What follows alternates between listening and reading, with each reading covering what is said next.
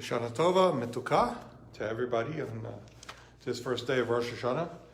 I want to talk today about tomorrow's Torah portion because I think it's important to talk about, which is the Akeida. Today's Torah portion is actually the birth of Isaac and the miracle thereof. And of course, the Haftorah is Hashana and the very similar miracle of the birth of the prophet Shmuel, the prophet Samuel. We'll talk about that another day. The Akeida is a very, very important, pivotal moment in the history of our people. We can find it actually in Genesis 22, is where the Akeida occurs. But at the end of Bereshit 21, or in the beginning of it, verse 5, it tells us that Avram was 100 years old when his son Yitzchak was born. You know, and I consider myself old, but I'm not that old. That's getting up there, okay? It's important to understand this because it puts into context a lot of the things about the Akeida, about the binding of Isaac, that we don't normally think about.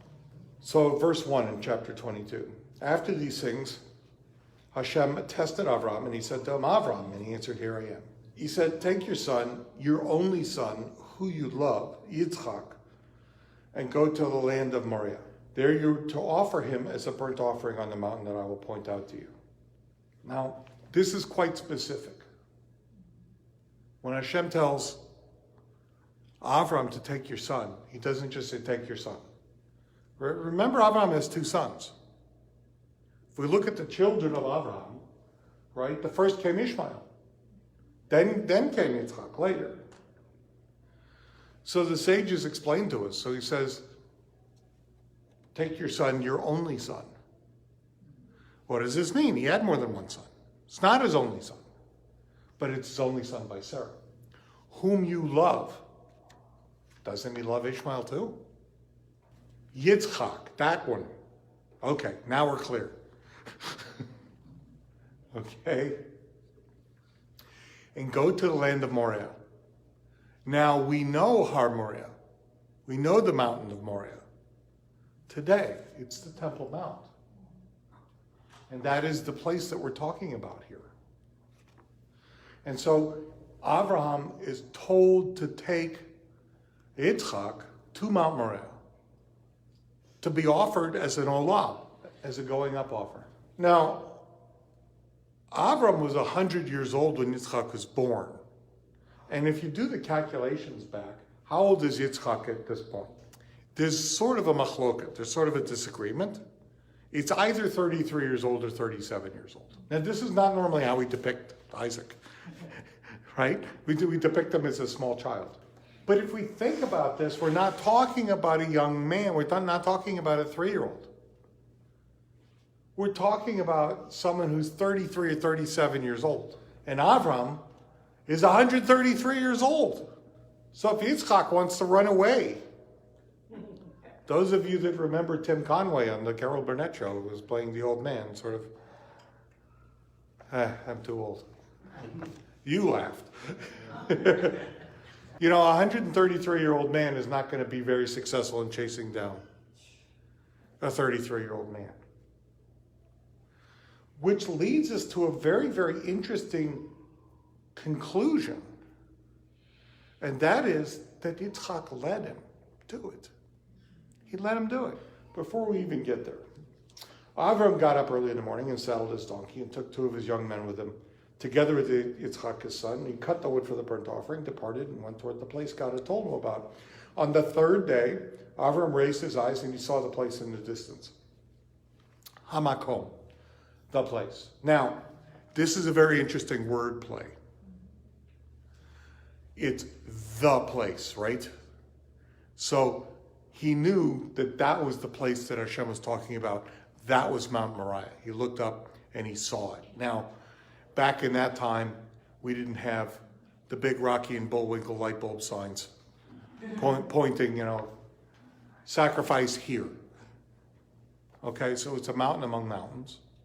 Okay, it's not the highest mountain. Mount Moriah isn't. Those of you that have been to Jerusalem. Mount of Olives is higher. Okay, but he saw it. And he uses the word hamakom. He saw the place. This is very interesting because this is one of the names of Hashem. This is one of the names of God, is hamakom, the place. And the reason it's one of the names of God is because the place is the place. It's this place that we're talking about. And it's also the name of God. And it's the Temple Mount. And when I was younger, right after the 73 war, there wasn't the balagan that we have today about going up on Har Habayit, on the Temple Mount. And so my friends and I just, we went right through the Muslim quarter, didn't matter, and went right up there. And in fact, went into the Mosque of Omar, which is the Gold Dome there. And there at the center is a big rock, probably a rock almost the size of this room. It's a big rock. And this is the altar that the Akeida took place on. That is the place. Of all of the things that are the place, that's the place, right? We do that. We do that with Hebrew. The place means Israel when you're not in Israel. When you're in Israel, the place means Jerusalem. When you're in Jerusalem, the place means the Temple Mount. And when you're on the Temple Mount, the place means the rock that Abraham took Isaac. Abraham said to his young man, stay here with the donkey, and I and the boy will go there and bow down. Ishtachav, bow down, worship. Okay? See, when you see in the Old Testament the word worship, we don't mean that they had a rock band. It means bowing down and recognizing your complete submission to God. That's what worship is. Abraham took the wood for the burnt offering, for the olah, the going up, and laid it on Yitzchak, his son. Now it makes a little more sense, right? The 33-year-old man, he can carry a bunch of wood. You picture a 3-year-old boy and you're loading them up with wood. It's kind of like the Grinch's dog. Then he took in his hand the fire and the knife, and they both went on together. And Yitzchak spoke to Avraham, his father. My father? And says, here I am, my son. I see the fire and the wood, but where's the lamb for the burnt offering? Now Avraham replied, Hashem will provide himself the lamb for a burnt offering, my son. And they both went on together. If you say so, right? I love my dad. This is looking kind of funny. They came to the place that God had told him about. And Avraham built the altar there, and he set the wood on the altar, bound Yitzchak, his son, and laid him on the altar, on the wood. Now he's pretty much getting suspicious. The altar, HaMizbeach, not an altar. Not any old altar. This is with the definite article. This is the altar of altars. It is in the place. The altar is in the place. This is the altar that would be in the temple in Solomon's time. And Avraham put out his knife, and he put out his hand and took the knife to kill his son. And what did Yitzchak do? Nothing. He didn't do anything. Now, one of the things we tend to do with biblical characters, and it's a mistake, is that we tend to have them, place them on this huge pedestal. That they walk 3 feet above the ground and that they were all. And we have to remember that these are people. Yitzchak was not laying there about ready to let his father kill him because he saw into the heavens, or because God was whispering things to him, or because he was doing it simply out of obedience to God and trust for his father.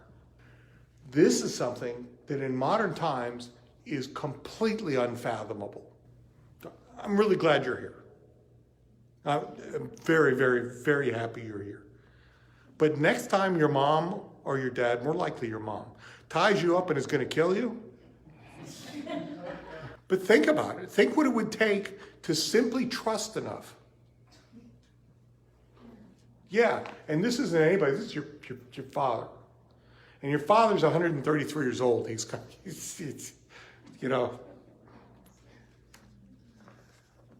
He looks back fondly on the years when he was 110. And with a knife. So what happens next is that he's let off the hook. But that's not the point. The point is about faith and trust. Abraham has complete faith and trust in God. Yitzchak has complete faith and trust not only in God, but in his father.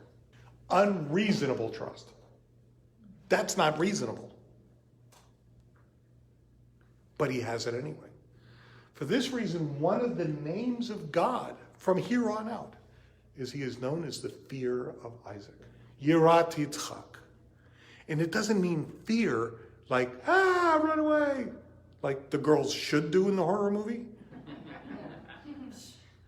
We're talking about fear as in respect, right? As in Yitzchak feared his father Abraham. Not that he was terrified of him, but he understood consequences and he understood respect, and he just respected him to the point where he would lay there and let him kill him. Why? Well, Dad said God told him to. And look at what it took for Yitzchak to simply resign himself. To say, I love God and I love my father enough. I'm just going to let it happen. Now, it doesn't happen. Right? And Hashem does provide a ram who gets caught in the thicket, and they sacrifice him. Now, it's important to understand the Peshat of the story. It's important to understand precisely what was going on. Because if you start to run analogies before you understand precisely what happened, you get the analogies wrong. So, the obvious analogy is to the sacrifice of Yeshua, right? This is an obvious analogy. There's a couple of differences. One of them is that Yeshua actually is killed. But there's some similarities, and the similarities are hugely important. One difference is that Yeshua knew this was going to happen.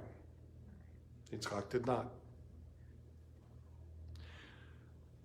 Of the story of the Akeida, and this is surprising, but think about it for a second. What part does Yeshua play? Right, knee-jerk reaction is, well, he's Abraham. But he's not, is he? He's Isaac. He's the one that's bound and is going to be sacrificed. Yeshua was killed. And so as Yitzchak is bound and is going to be killed, so Yeshua goes through everything he's going to go through to end up being killed. Now we can actually learn some things about Yitzchak from Yeshua. Is all of this okay with Yitzchak? Has he truly made peace with it?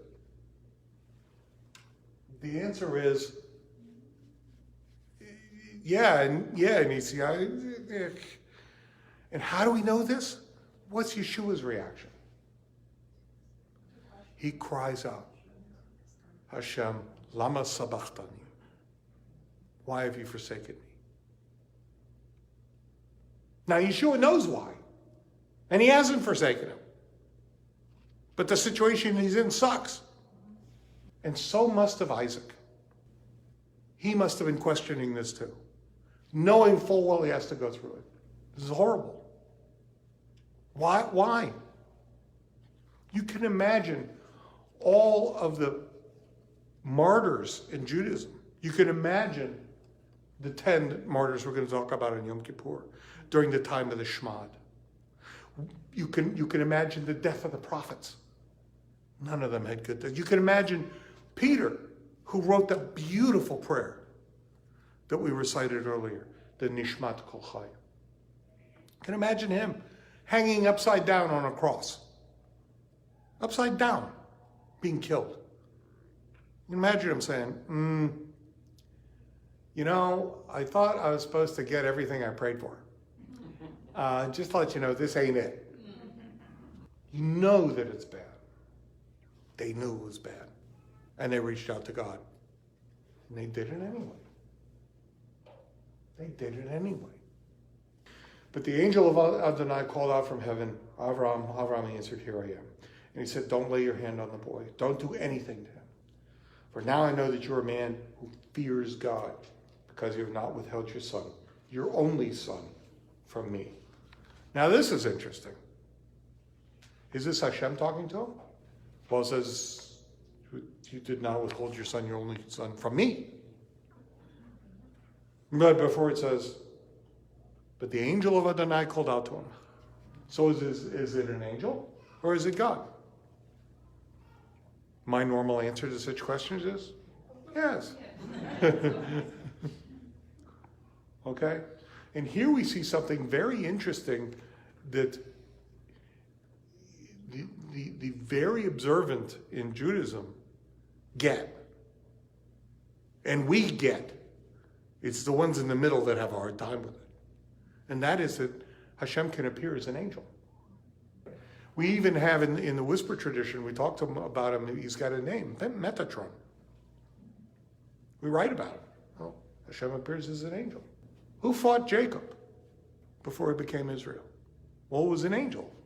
Well, then why is it God talking to him at the end? Because it was God. It's an angel or God? Yes. It's Metatron. That's what that means. This is important to us because if God can appear as an angel, he can appear as a man. Avram raised his eyes and looked, and there behind him was a ram caught in the bushes by its horns. Avram went, took the ram, and offered it up as the olah, the burnt offering, in the place of his son. And Avram called the place Adonai Yireh. God will see. Like, he'll see to it. He'll provide. As it is said to this day on the mountain, Adonai is seen. So that's a wordplay also. And where is Hashem seen? On Mount Moriah. Right? On the Temple Mount. The angel of Adonai called to Avram a second time out of heaven. And he said, I've sworn to myself, says Adonai, that because you have done this, because you haven't withheld your son, your only son, I will most certainly bless you, and I will most certainly increase your descendants to as many as there are stars in the sky or grains of sand on the seashore. Your descendants will possess the cities of their enemies. And by your descendants, all the nations of the earth will be blessed because you obeyed my order. And at this time, I have to stop and again thank the Village Wesleyan Church for allowing us to meet here. This is something unheard of, for them to be a blessing to us. May Hashem be a blessing on them. Now, Matthew 16, starting in verse 21, it says, from that time on, Yeshua began making it clear to his Talmidim that he had to go to Jerusalem and endure much suffering at the hands of the elders. Rabbi trail. Is this the Pharisees? Is it the Sadducees? No. Is it the Zealots? No, it's a specific group of people. It's the elders. This is Canaan. Right? This is the municipal governance. This is the heads of the families, clans, and tribes. These are the guys that caused a lot of trouble. All through the times of the prophets. These are the ones that kept going and pulling people toward Avodah Zarah, toward worshiping the gods of the peoples around them. We just want to be friends with them. The head Kohanim, Sadducees there, and the Torah teachers, the scribes. So each of them is mentioned separately, and that's why I brought that up. They're different groups of people. And that he had to be put to death, but on the third day, he was to be raised to life. Kepha took him aside and began rebuking him. Heaven be merciful, Lord. By no means will this happen to you. But Yeshua turned his back on Kepha, saying, get behind me, Satan. You're an obstacle in my path because your thinking is from a human perspective, not from God's perspective. Now, why does Yeshua attribute this to a Satan? Because this is a perfect illustration of how Satan works. It was from a Satan. Not that Peter spoke with the mouth of Hasatan. Rather, Hasatan is in the business of offering choices. At this point, Yeshua could have chosen not to go through with the sacrifice. Not to be killed. He had options. And that choice being available, being thrown in his face, that's Hasatan. And Peter just went along with it. Because Peter didn't want him to be killed. He doesn't understand all of this stuff. And so, just like Isaac, Yeshua sucks it up and chooses to go along with the plan, even though it means his death, knowing full well that it means his death. And because of his respect for God, because of Isaac's respect for God and Avram, going to go through it anyway. And for our sake, for the merit of the righteous, Yeshua is actually killed. Yeshua is actually killed. And there, of course, the analogy breaks down. So you can take things so far, you don't take it longer. And so the fear of Isaac, being a name of God, is who looked at Yeshua and said, this is the plan, this is the way it's got to go. And Yeshua, understanding that that's the way it's got to go, knew that it was really bad news anyway. Lama sabachthani. And did it. And because he did, in his merit, Israel lives. And Yeshua will return. Hashana Tova.